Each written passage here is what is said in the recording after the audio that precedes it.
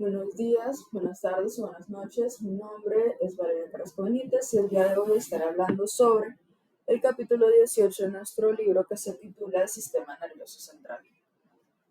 Entonces, pues una pequeña introducción que nos dice el libro es que el Sistema Nervioso Central, o sea, SNC, aparece al inicio de la tercera semana como una placa de ectodermo engrosado en forma de zapato. La placa neural, de hecho, se trata de una plácoda grande.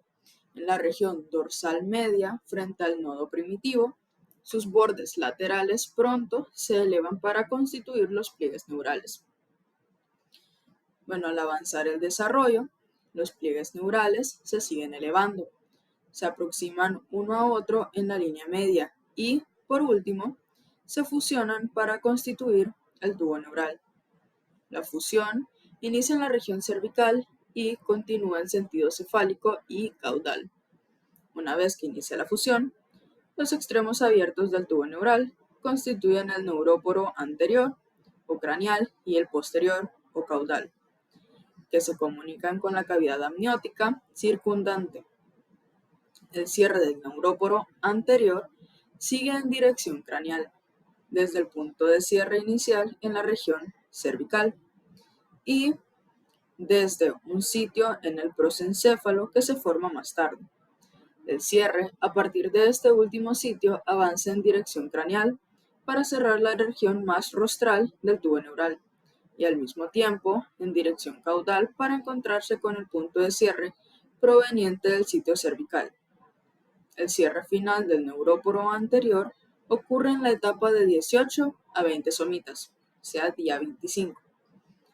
El cierre del neuróporo posterior ocurre alrededor de 3 días después.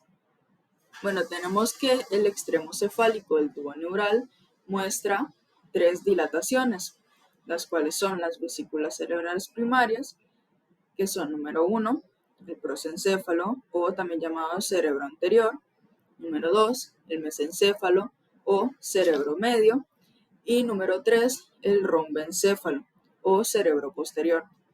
De manera simultánea, forma dos plegamientos, que son, número 1, el pliegue cervical, en la unión del rombencéfalo y la médula espinal, así como, número 2, que es el pliegue cefálico, en la región del mesencéfalo. A la quinta semana del desarrollo, las vesículas cerebrales primarias se han diferenciado en 5 vesículas secundarias, que pues estas son el prosencéfalo, forma el telencéfalo y también forma el diencéfalo. El mesencéfalo se conserva sin cambios y el rombencéfalo da origen al metencéfalo y al mielencéfalo. Un surco profundo, el istmo rombencefálico, separa el mesencéfalo del metencéfalo. En tanto, el pliegue pontino marca el límite entre el metencéfalo y el mielencéfalo. Bueno, cada una de las vesículas secundarias contribuirá a la formación de una parte distinta del cerebro. Los derivados principales de estas vesículas se indican e incluyen los hemisferios cerebrales del telencéfalo, los cuales son pues, la vesícula óptica, el tálamo, el hipotálamo y la hipófisis del diencéfalo. Los colículos anteriores, que pues, son visuales, y los posteriores, que son los auditivos del mesencéfalo, el cerebelo y el puente del metencéfalo, y el bulbo raquídeo del mielencéfalo. Luego pues tenemos también que el lumen de la médula espinal, el canal central, tiene continuidad con el de las vesículas cerebrales. La cavidad del rombencéfalo corresponde al cuarto ventrículo, la del diencéfalo al tercer ventrículo y las de los hemisferios cerebrales a los ventrículos laterales. El lumen del mesencéfalo conecta al tercer y al cuarto ventrículo.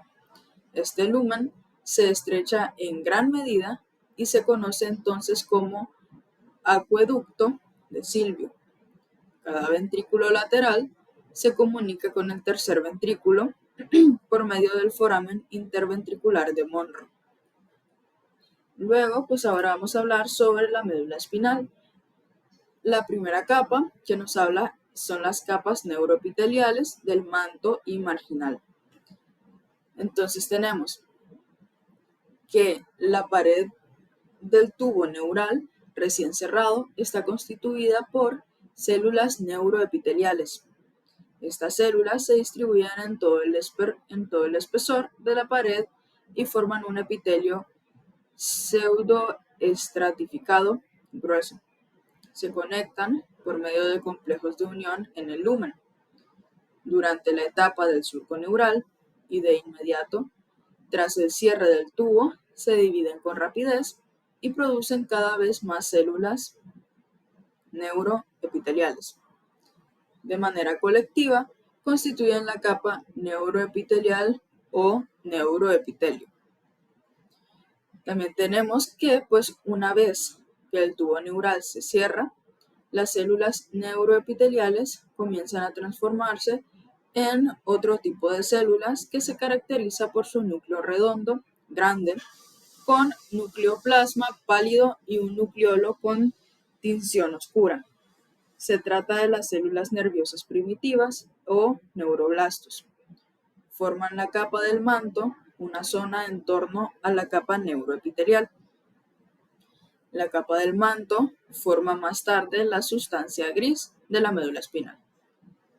Luego pues también tenemos que la capa más externa de la médula espinal, o sea, la capa marginal, contiene fibras nerviosas que pues emergen de los neuroblastos de la capa del manto. Como consecuencia de la mielinización de las fibras nerviosas, esta capa adquiere una tonalidad blanca y por ende se denomina sustancia blanca de la médula espinal. También tenemos pues la segunda capa, que son las placas basales alar del techo y del piso. Bueno, como consecuencia de la adición continua de neuroblastos a la capa del manto, cada uno de los lados del tubo neural muestra un engrosamiento ventral y pues uno dorsal. Los engrosamientos ventrales, las placas basales, que contienen a las células motoras de la cinta anterior, constituyen las áreas motoras de la médula espinal. Los engrosamientos dorsales, las placas alares, forman las áreas sensitivas. Una hendidura longitudinal, o sea el surco limitante, marca el límite entre ambas. Las porciones dorsales y ventral de la línea media del tubo neural, conocidas como placas del techo y del piso, respectivamente, carecen de neuroblastos. Fungen ante todo como las vías para el cruce de las fibras nerviosas de un lado a otro, además del asta anterior motora y del asta posterior sensitiva. Un grupo de neuronas se acumula entre las dos áreas y da origen a un asta intermedia, pequeña. Esta asta se conoce que contiene neuronas de la división simpática del sistema nervioso autónomo. Solo se identifica en los niveles torácicos, que son T1 a T12, y lumbar superior, que son L2 a L3 de la médula espinal. Luego pues tenemos también la diferenciación histológica, que se divide en las células neurales, las células de la glía, las células de la cresta neural, la mielinización. Entonces, empezamos con las células neurales. Bueno, nos menciona aquí que los neuroblastos o células nerviosas primitivas se forman de manera exclusiva por la división de las células neuroepiteliales.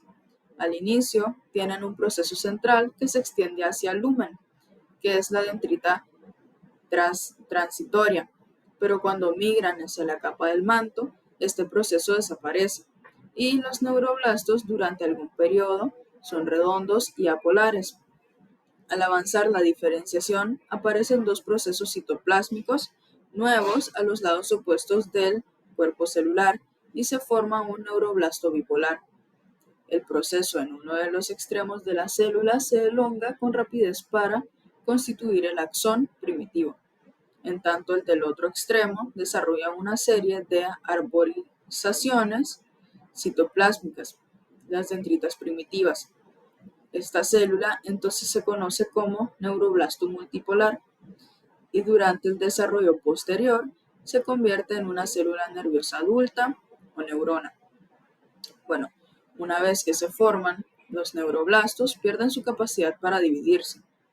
Los axones de las neuronas de la placa basal atraviesan la zona marginal y pueden observarse en el aspecto ventral de la médula espinal, conocidos de manera conjunta como raíz ventral motora del nervio espinal. Conducen impulsos motores desde la médula espinal hasta los músculos. Bueno, luego tenemos también que los axones de las neuronas del asta dorsal sensitiva, o sea la placa alar, se comportan de manera distinta a los del asta ventral. Penetran a la capa marginal de la médula por la que se dirigen, ya sea hacia niveles más altos o más bajos, para convertirse en neuronas de asociación. Bueno, el segundo punto que tenemos las células de la glía, nos menciona que la mayor parte de las células de sostén primitivas, o sea los glioblastos, se forman a partir de células neuroepiteliales una vez que cesa la producción de neuroblastos. Los glioblastos migran desde la capa neuroepitelial hasta las capas del manto y la marginal. En la capa del manto se diferencian en astrocitos protoplásmicos y astrocitos fibrilares. Estas células se alojan entre los vasos sanguíneos y las neuronas, donde dan soporte y desempeñan funciones metabólicas. Bueno, otro tipo de célula de sostén que quizá derive de los glioblastos es el oligodendrocito. Esta célula, que se identifica ante todo en la placa marginal, forma vainas de mielina en torno a los axones ascendentes y descendentes de la capa marginal. También tenemos que durante la segunda mitad del proceso de desarrollo aparece en el sistema nervioso central un tercer tipo de célula de sostén, la célula de la microglia. Este tipo de célula, con gran capacidad fagocítica, se forma a partir del mesénquima vascular cuando los vasos sanguíneos crecen hacia el interior del sistema nervioso. Una vez que las células neuroepiteliales dejan de producir neuroblastos y glioblastos, se diferencian en células ependimarias que revisten el canal central de la médula espinal. Luego tenemos las células de la cresta neural. Nos menciona que durante la elevación de la placa neural aparece un grupo de células a lo largo de cada borde o cada cresta de los pliegues neurales. Estas células de la cresta neural son de origen ectodérmico y se distribuyen a todo lo largo del tubo neural.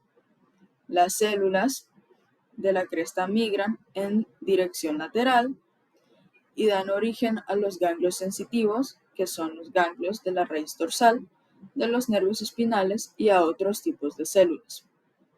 Luego tenemos que en una fase posterior del desarrollo, los neuroblastos de los ganglios sensitivos forman dos procesos, que son los procesos de crecimiento central, que son los que penetran por la región dorsal del tubo neural.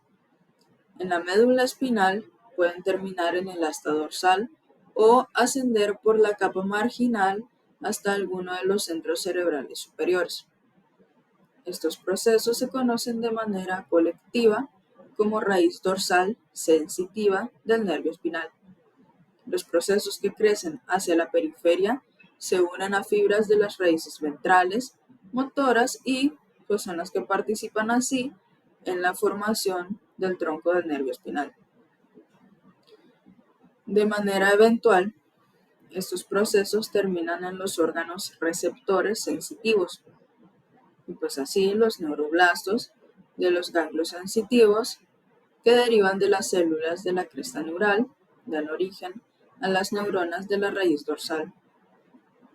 Además, de formar ganglios sensitivos, las células de la cresta neural se diferencian en neuroblastos autónomos, que pues son las células de Schwann, células pigmentadas, odontoblastos, meninges y mesénquima de los arcos faringios.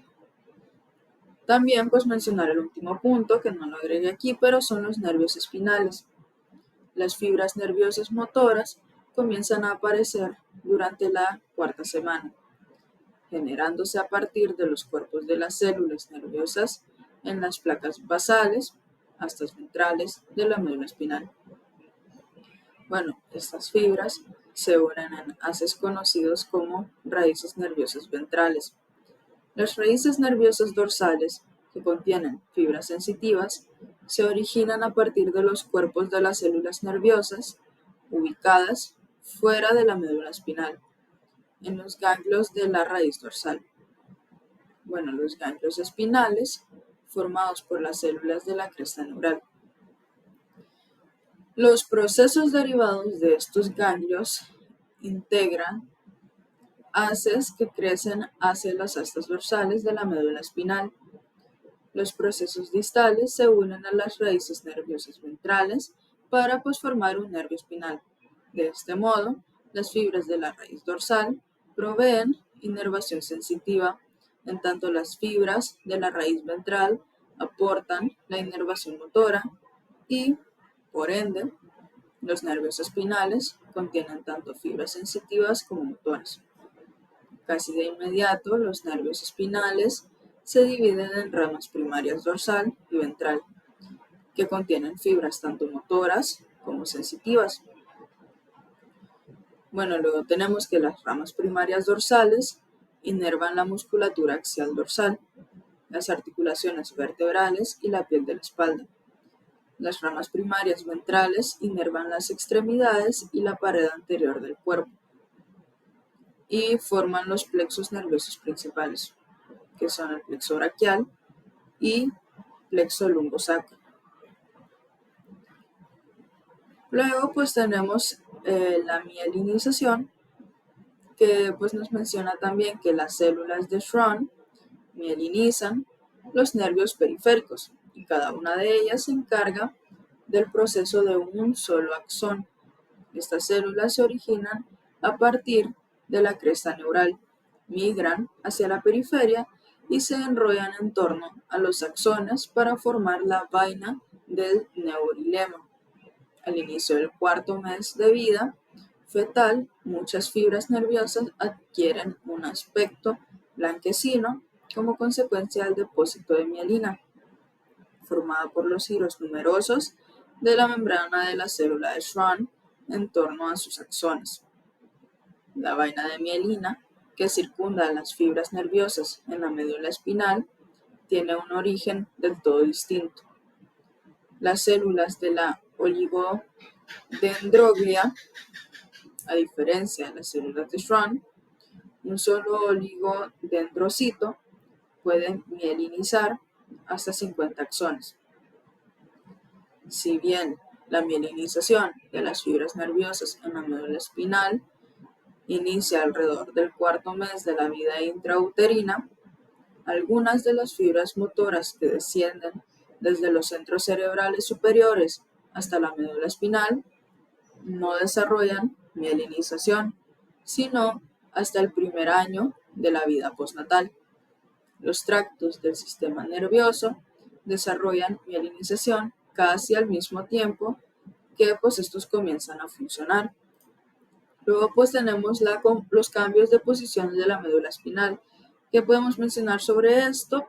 Que en el tercer mes del desarrollo, la médula espinal se extiende a todo lo largo del embrión y los nervios espinales pasan por los forámenes invertebrales en su nivel de origen.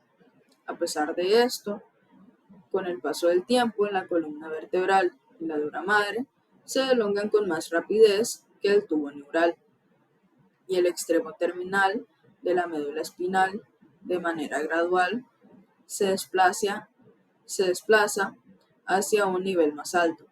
Al nacer, Este extremo se ubica en el nivel de la tercera vértebra lumbar. Como consecuencia de este crecimiento desproporcional, las raíces dorsales y ventrales de los nervios espinales tienen orientación oblicua desde su segmento de origen en la médula espinal hasta el nivel correspondiente de la columna vertebral, en que las raíces correspondientes se unen para constituir los nervios espinales.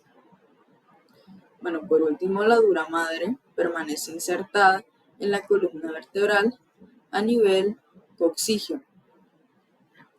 También tenemos que en el adulto, la médula espinal termina entre el nivel del L2 y L3.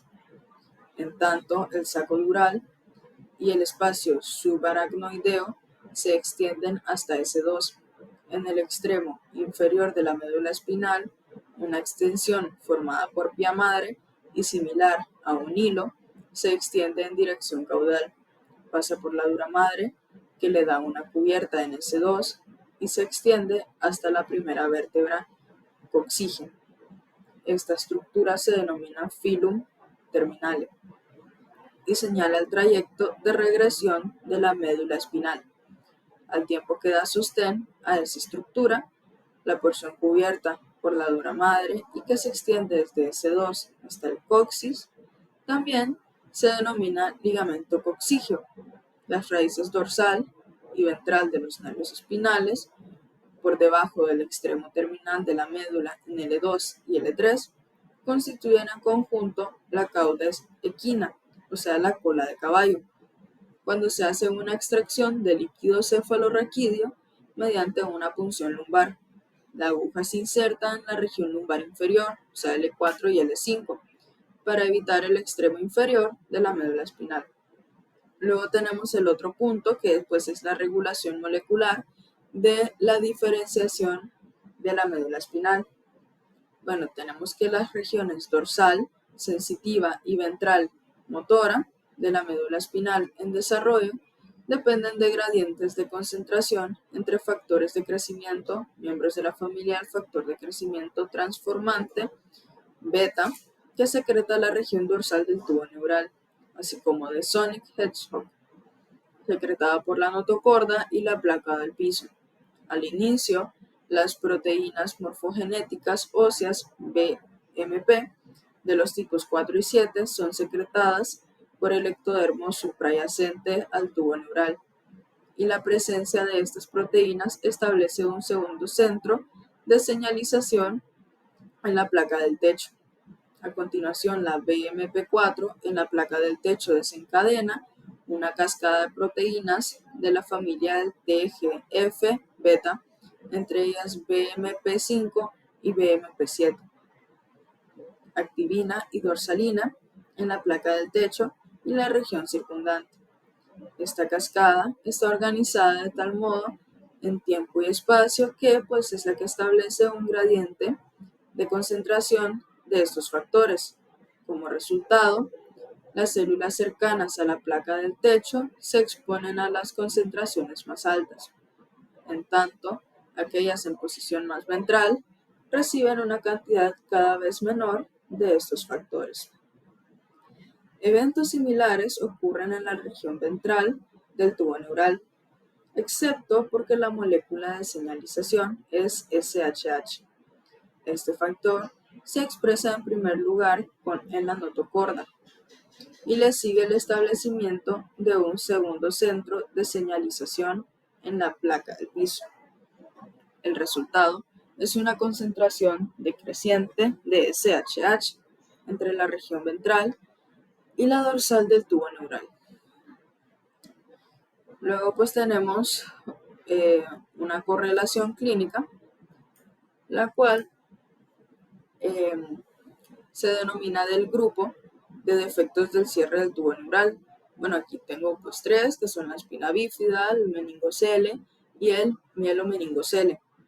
Entonces, bueno, para empezar, los defectos del cierre del tubo neural mencionan que la mayor parte de los defectos de la médula espinal derivan del cierre anómalo de los pliegues neurales en la tercera y la cuarta semana del desarrollo. Las anomalías que resultan, los defectos del tubo neural, DTN, pueden afectar meninges, vértebras, músculos y piel. La prevalencia de los defectos del tubo neural al nacer, con inclusión de la espina bífida y la anencefalia, varía en distintas poblaciones y puede ser alta, incluso de 1 de 200 nacimientos en algunas regiones como el norte de China. La prevalencia al nacer de DTN, o sea, de defectos del tubo neural, en Estados Unidos ha disminuido cerca de 25% hasta 1 de 1.500 nacimientos, por efecto de la fortificación de la harina con ácido fólico, instituida en 1998.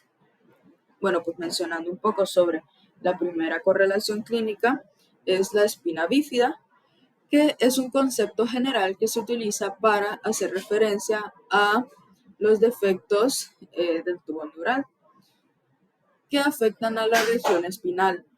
Consiste en la separación de los arcos vertebrales y puede o no afectar al tejido neural subyacente.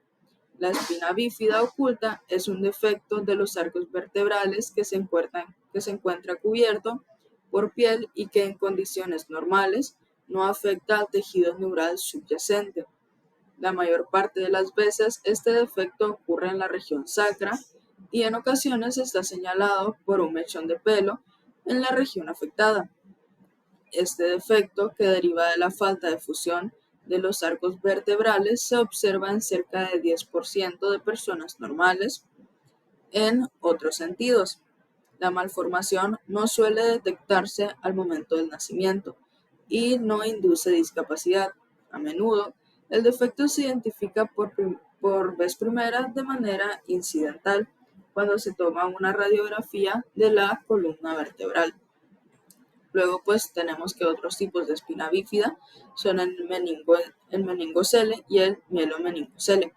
Se trata de DTN graves en los que el tejido neural, las meninges o ambos sobresalen a través de un defecto de los arcos vertebrales y la piel, para constituir un saco similar a un quiste.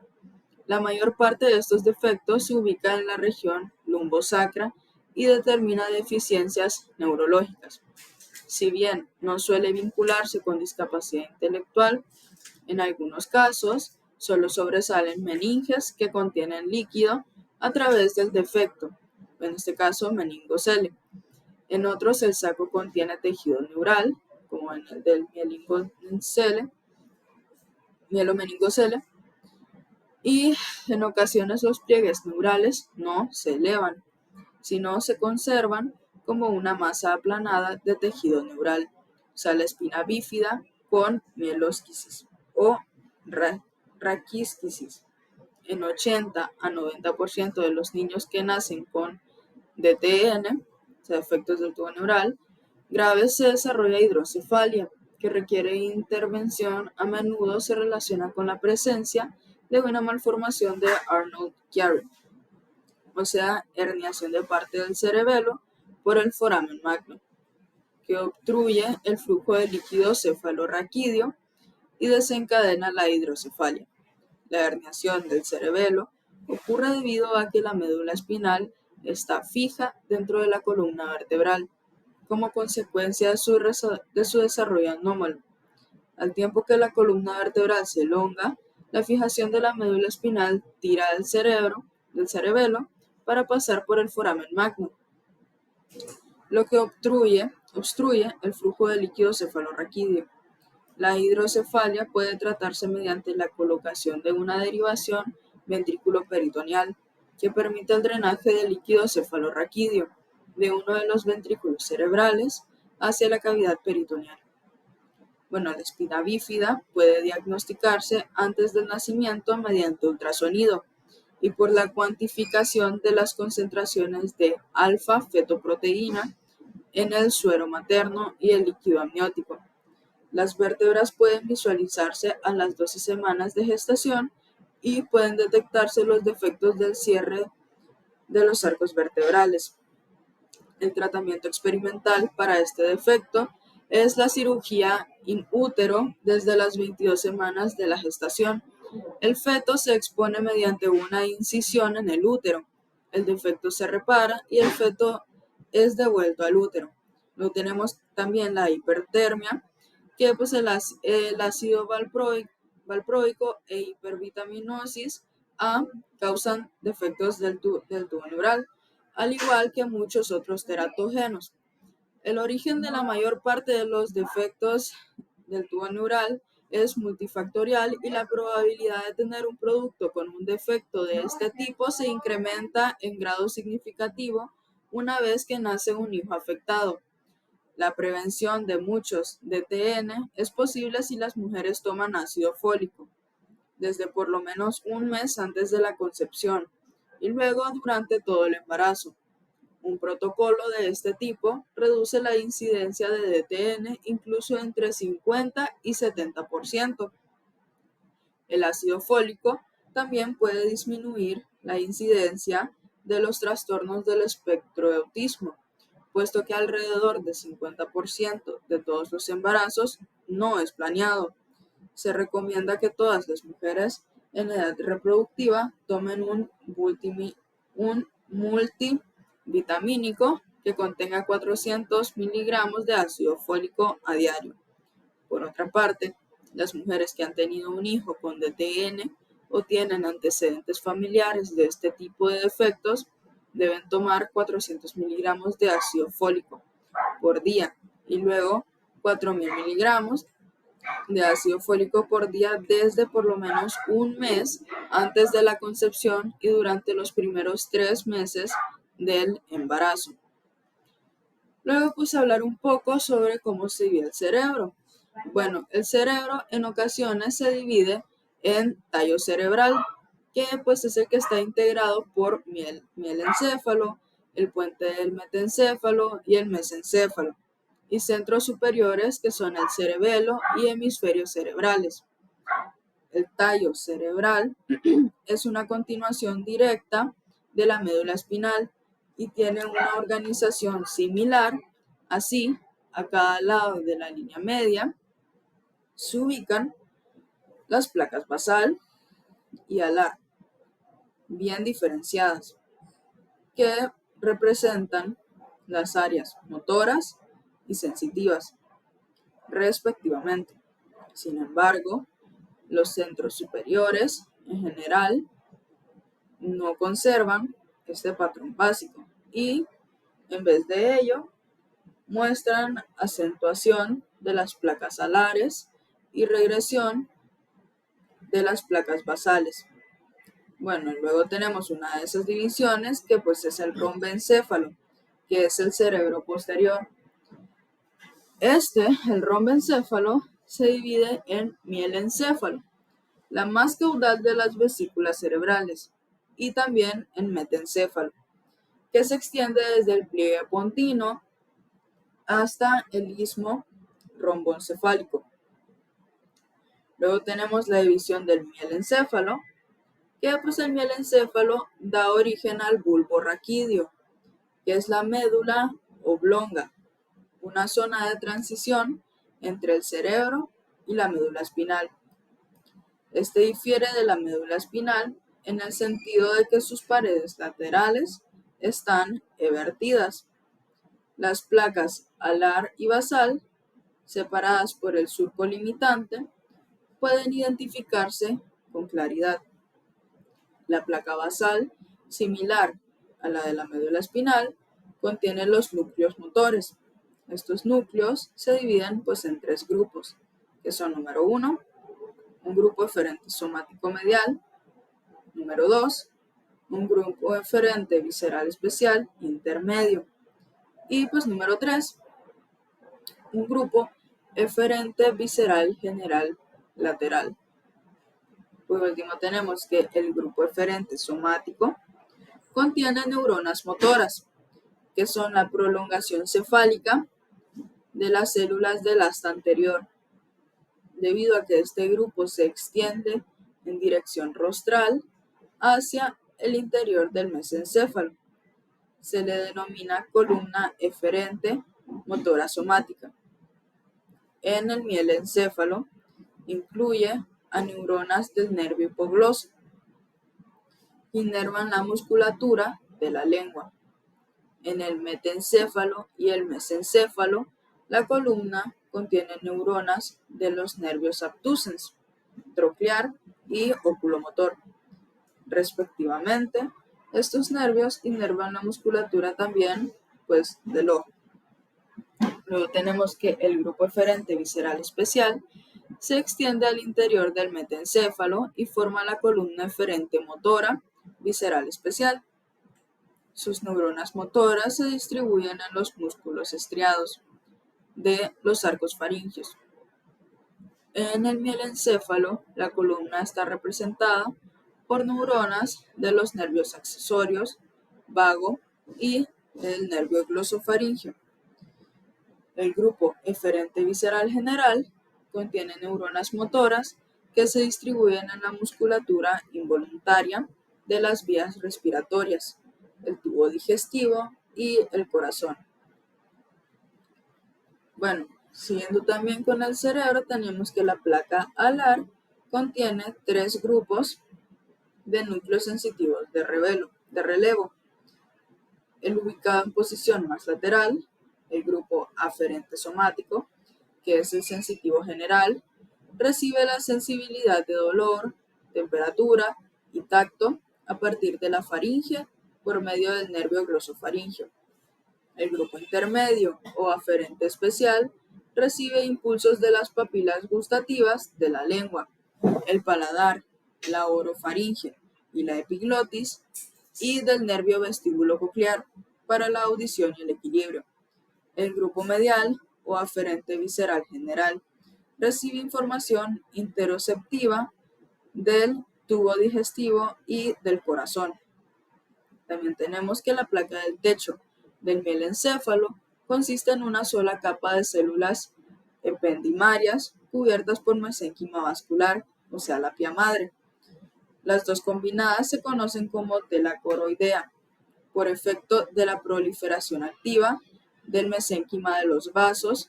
Varias invaginaciones saculares se proyectan hacia el interior de la cavidad ventricular subyacente. Luego tenemos el metencéfalo. En el metencéfalo tenemos que es similar al mielencéfalo. Se caracteriza por las placas basal y alar. A partir de estas regiones se forman 2 componentes nuevos, que son, número 1, el cerebelo, que es el que deriva de las placas alares y funge como un centro de coordinación para la postura y el movimiento.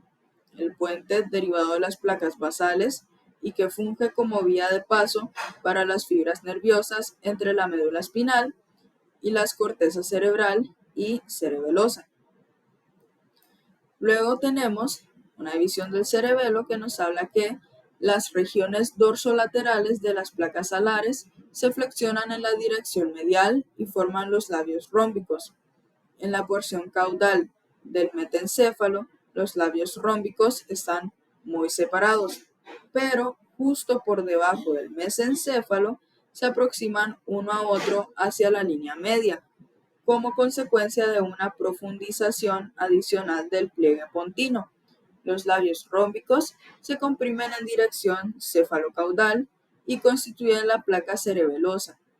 En el embrión de 12 semanas, esta placa muestra una región pequeña en la línea media, el vermis, y 2 regiones laterales, los hemisferios, una fisura transversal, pronto separa el nódulo del vermis y al flóculo lateral de los hemisferios.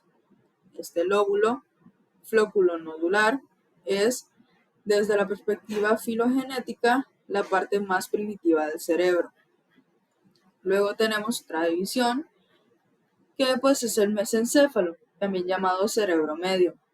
En el mesencéfalo, cada placa basal contiene 2 grupos de núcleos motores, que son, número 1, un grupo eferente somático medial, representado por los nervios oculomotor y troclear, que inervan la musculatura del ojo, y 2, un grupo eferente visceral general pequeño, representado por el núcleo de Edinger-Westphal, que inerva el esfínter de la pupila. La capa marginal de cada placa basal crece y forma los pedúnculos cerebrales. Su porción anterior o pie peduncular sirve como vía para las fibras nerviosas que descienden desde la corteza cerebral hasta los centros inferiores en el puente y la médula espinal.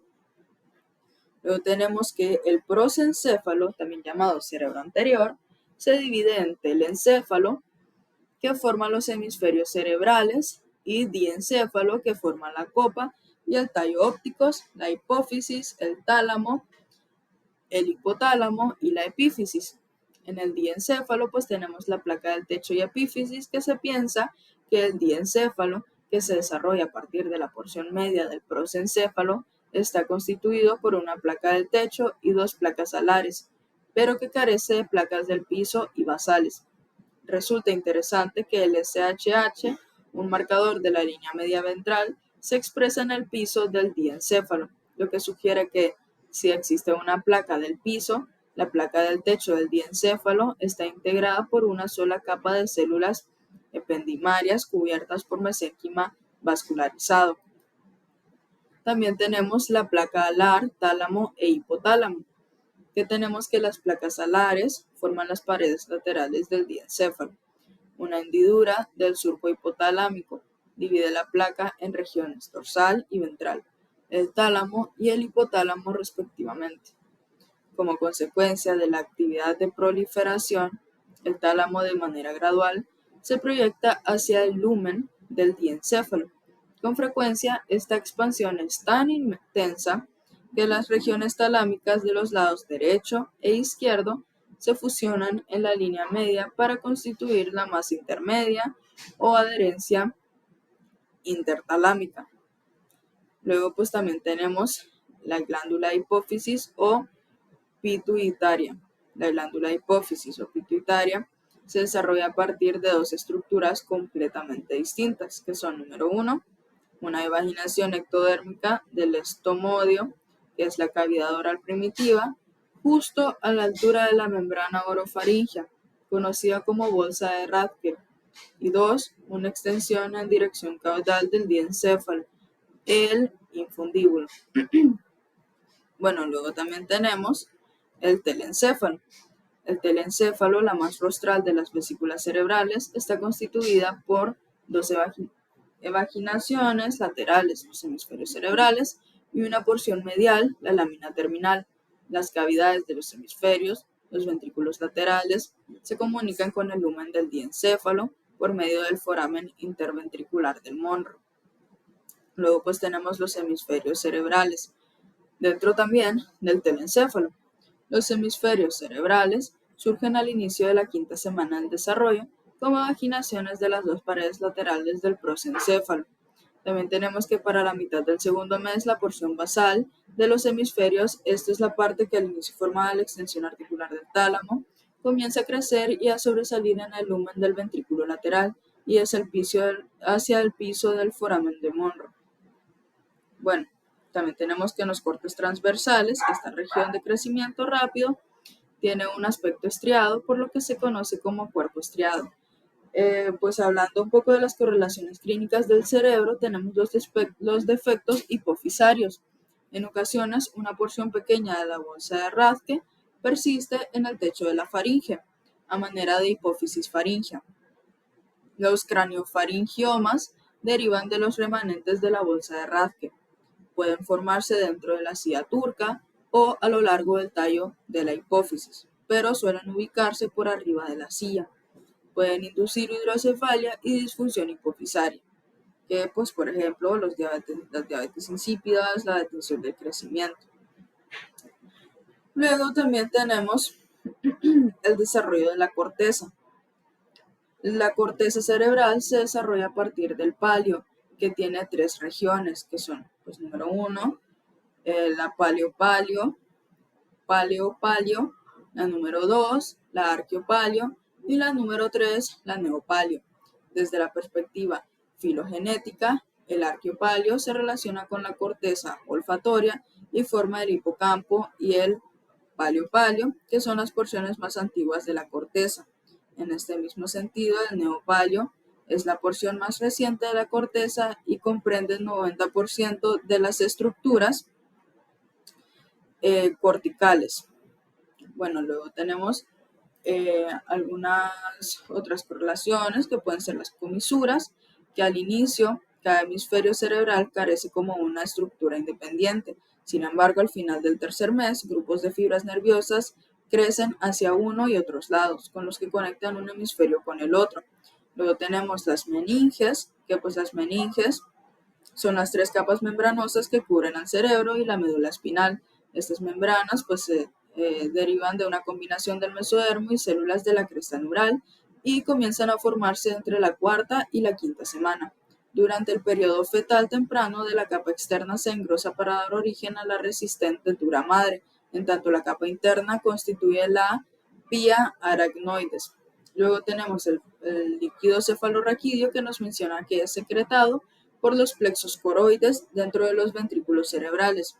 Estos plexos son modificaciones de la capa ependimaria y producen alrededor de 400 a 500 mililitros de líquido cefalorraquídeo por día.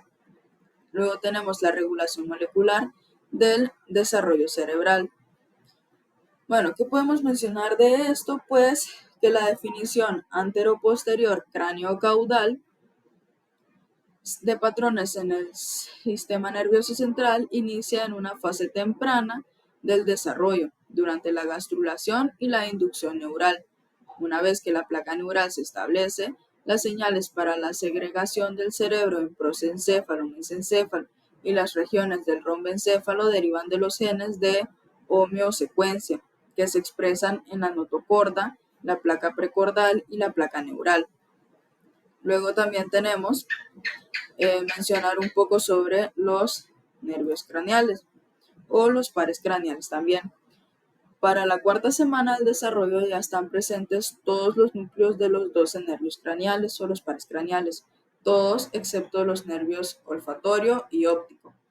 Derivan del tallo cerebral y solo el oculomotor, que es el número 3, se forma fuera de la región del rombencéfalo.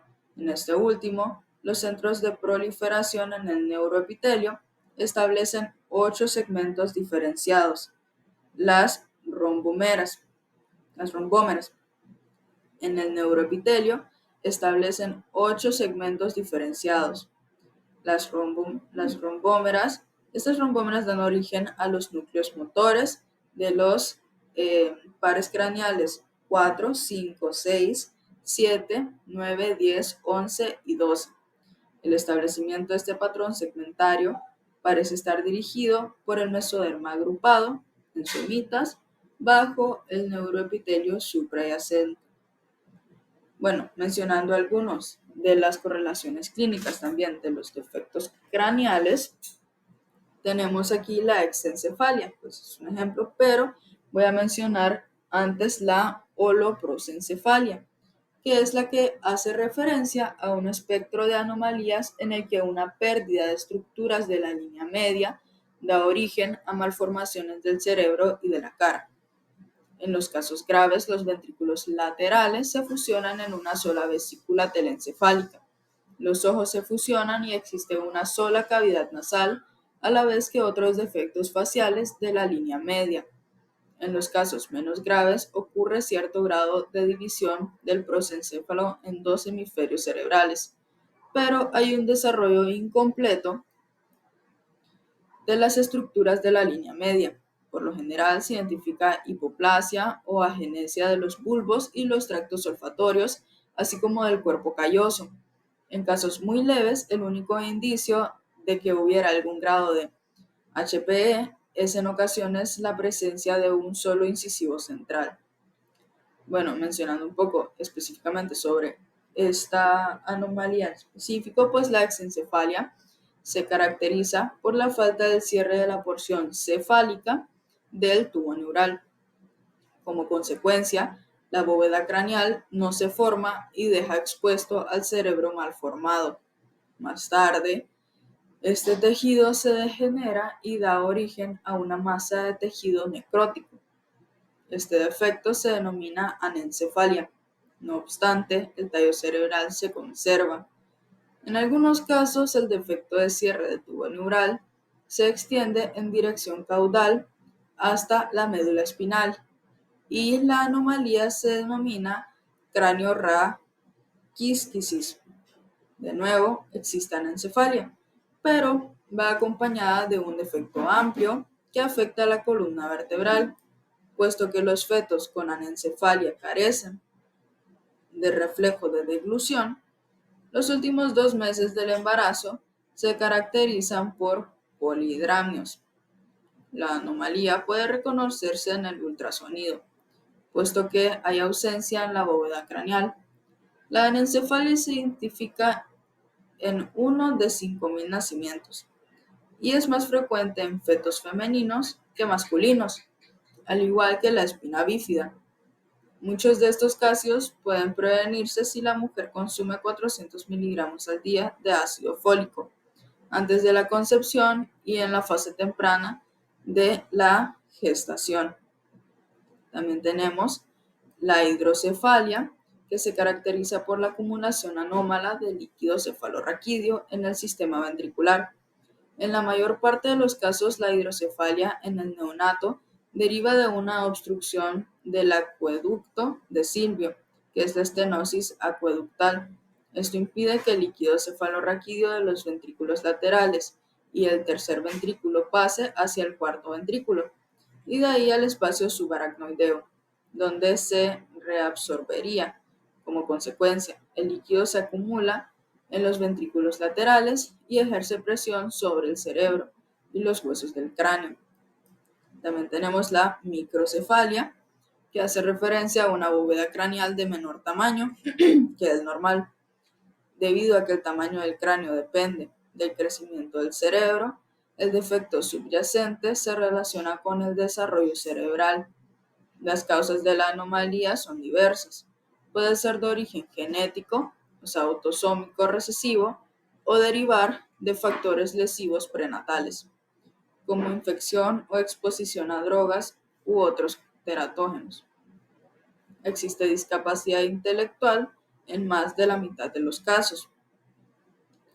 Luego, pues, voy a hablar un poco sobre el sistema nervioso autónomo. El sistema nervioso autónomo pues está integrado por fibras motoras eferentes que inervan el músculo liso y el cardíaco, así como las glándulas secretorias, por lo que en ocasiones se le denomina sistema motor visceral. Bueno, este tiene un sistema nervioso simpático y un sistema nervioso parasimpático. Mencionando un poco el sistema nervioso simpático, los cuerpos celulares de las neuronas preganglionares del sistema nervioso simpático se ubican en las columnas de células, también llamadas astas. Los cuerpos celulares de las neuronas postganglionares se ubican en los ganglios paravertebrales a cada lado de la columna vertebral y en los ganglios prevertebrales ubicados en torno a vasos sanguíneos grandes que derivan de la aorta, tronco celíaco, arteria mesentérica superior y arteria mesentérica inferior. Mencionando ahora también el sistema nervioso parasimpático. Los cuerpos de las neuronas parasimpáticas preganglionares se ubican en el tallo cerebral y la región sacra, S2 a S4, y la médula espinal, y en consecuencia, en ocasiones se les denomina porción cráneo-sacra del sistema nervioso autónomo.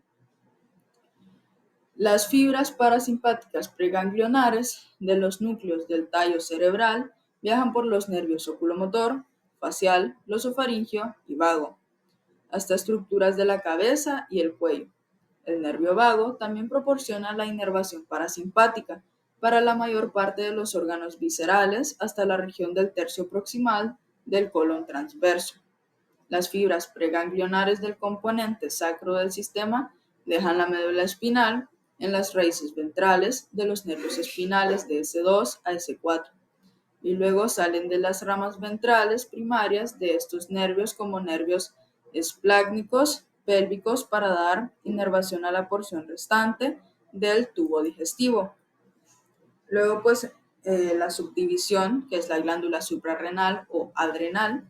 La glándula suprarrenal se desarrolla a partir de dos componentes, que son: número uno, una porción del mesodermo que constituye la corteza; número dos, una porción del ectodermo que forma la médula. Durante la quinta semana del desarrollo, las células mesoteliales entre la raíz del mesenterio y la gónada en desarrollo comienzan a proliferar y penetrar el mesénquima subyacente. En ese sitio se diferencian en células acidófilas grandes, que son los que dan origen a la corteza fetal o corteza primitiva de la glándula suprarrenal. Poco después, una segunda ola de células del mesotelio penetra al mesénquima y circunda a la masa original de células acidófilas. Estas células, menores que las de la primera ola, forman después la corteza definitiva de la glándula. Se trata de células productoras de esteroides y durante el segundo trimestre comienzan a secretar dehidroepiandrosterona, que participa en la síntesis de andrógenos y estrógenos. Parte de este compuesto se convierte en estrógenos de la placenta, lo que resulta importante para el mantenimiento de la placenta y la gestación. Poco después del nacimiento, la corteza fetal involuciona con rapidez, en tanto las células remanentes se diferencian en las tres capas definitivas de la corteza: la zona glomerulosa, la zona fasciculada y la zona reticular. La corteza secreta principalmente cortisol, aldosterona y por último andrógenos. Y bueno, para finalizar mi presentación, hablar sobre una última correlación clínica, que son los feocromocitomas.